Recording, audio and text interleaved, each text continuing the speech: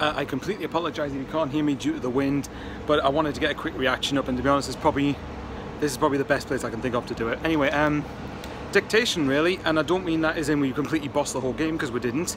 Plymouth came into it for about a good 20-25 minute spell the second half. Correct me below, Plymouth fans, if I'm wrong about anything. I was a bit disappointed actually, because I thought it would be a much tougher game than that.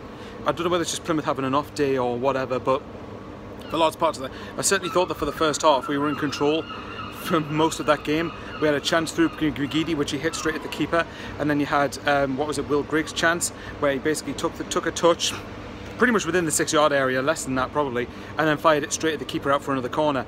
And I was quite worried actually. At half time I was actually quite concerned, because I thought that Plymouth would really come into it in the second half. And I thought, if we don't kill this game off, we will live to regret it. And thankfully we didn't, but it was a bit nervy towards the end, although thankfully it was good to see that Honeyman got a goal and Cattermole's goal.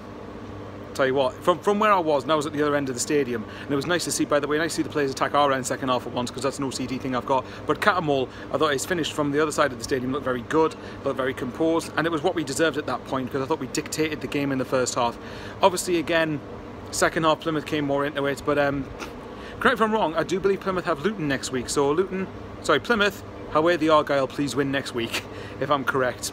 But as far as I'm concerned, it's a good 3 points. I'll tell you what, I'll give Barnsley credit. It was a statement for them to go to Southend when they're down to 10 men and to go and win 3-0, which makes it look like a comfortable scoreline, but obviously it wasn't a 3-0 game, but nevertheless. And Luton beat Rochdale, which I'm not surprised about. I pretty much expected it before they kicked off.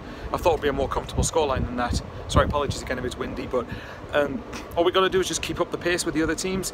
We've kept up the pace so far, and we've still got that game in hand, which again I know people harp on about quite a lot, but it is a factor. We have got a game in hand, and until we've played it, we are going to keep pointing to that. So fingers crossed we'll actually make something of the game in hand when we do it.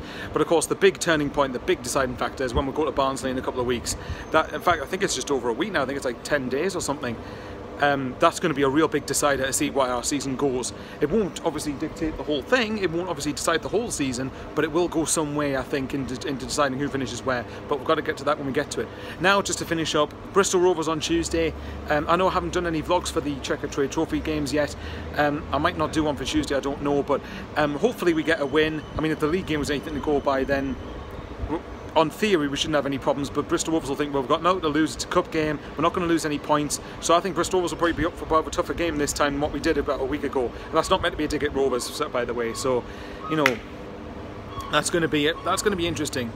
Hopefully we get to Wembley, and as I didn't get to go in the cup last time, hopefully we get to go this time. Anyway, Plymouth Argyle fans, I'll quickly end this by saying great support.